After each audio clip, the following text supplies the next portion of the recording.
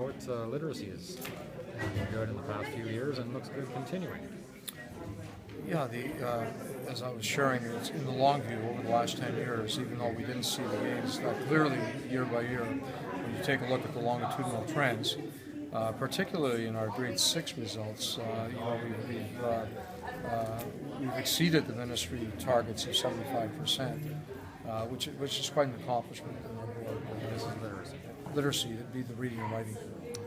Now, the not so good news is tell us about math. It basically recap what you said about math tonight. Same thing in the longitudinal trends. When we look at our primary, that would be grade 3 results, they're going down, not drastically, but trending in a downward direction.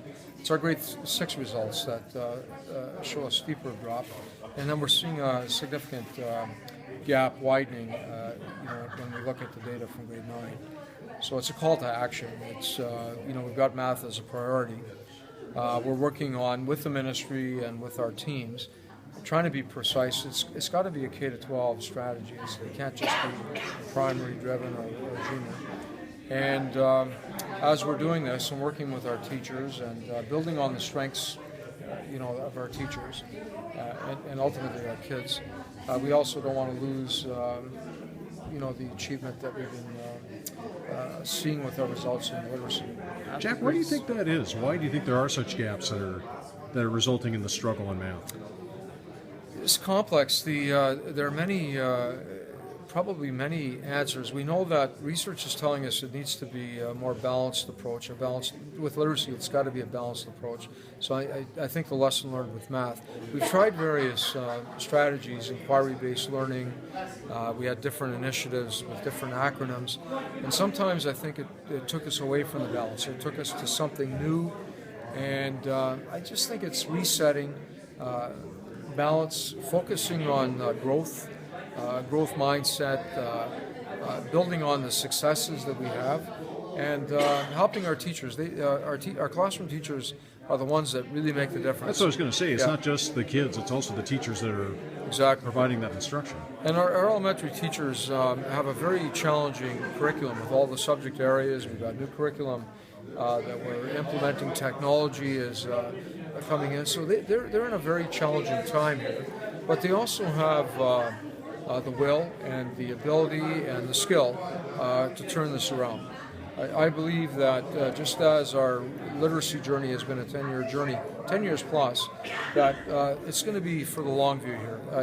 I think we'll take a snapshot again each year, but I think we'll really see the results 10 years from now. As they stand right now, what is the math results right now? The math achievement level. You said it was 50% roughly? I think it was. I don't have the data in front of me, but I think in junior, grade 6, it was hovering down to that percentage range. And then you can see with our academic and our applied courses in grade 9, those were trending downwards. But it was the achievement of our students in the applied courses that are causing us concern. And again, this isn't a finger-pointing exercise or blame. There are a lot of successes to celebrate. We just need to be more precise. And we use a guiding question. We use 3 guiding questions in our professional learning. The questions are, what is it that the kids need to learn and be able to do? How do we know that they can do it? And what are we going to do about it when they can't? And it's that third question that's really the hard work to help us to narrow the gap. So what do we do about it? Well, you know what? Come back next week. Our superintendent, the 24th, Maria, will share sort of a version of the plan that we're going to try to carry forward into the next school year and beyond. And we're going to be working on our multi-year strategic plan that will be explicit in terms of our directions with math. One of the things I've learned over the last several years is we've got to keep it simple.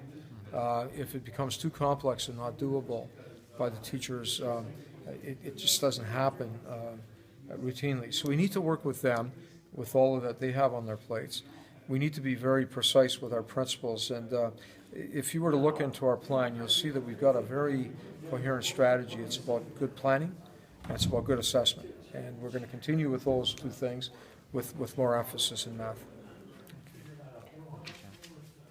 Good.